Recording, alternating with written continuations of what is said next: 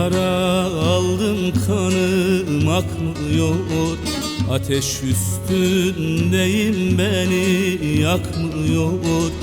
Karabasan çökmüş, sesim çıkmıyor. Selam olsun dağlarıma, mor sümbüllü bağlarıma, yaşam dolu çağlarıma. Selam olsun, selam olsun, selam olsun dağlarıma, mor sümbüllü bağlarıma, yaşam dolu çağlarıma. Selam olsun, selam olsun.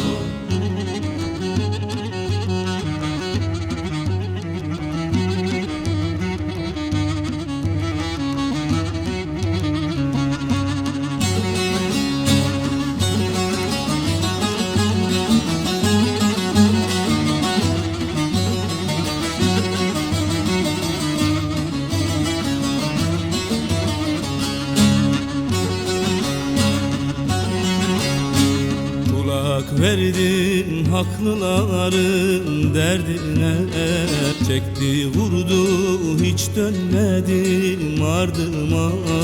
Hasret kaldım yavukluğuma, yurduma. Selam olsun dağlarıma, mor sümbüllü bağlarıma, yaşam dolu çağlarıma.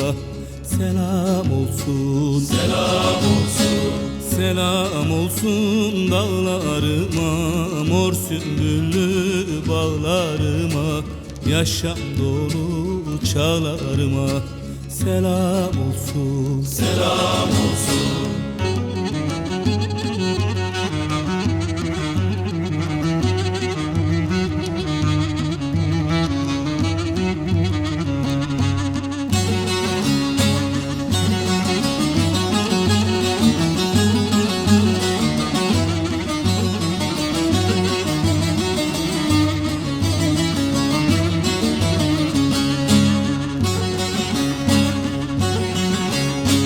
Kahpe felek aman vermez bu cana, sıradan bir ölüm zor gelir bana.